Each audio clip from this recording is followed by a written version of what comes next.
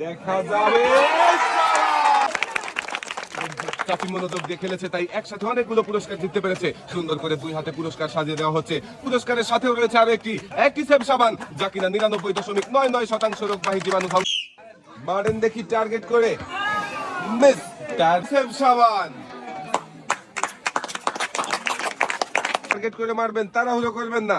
দেখা যাবে, মিস।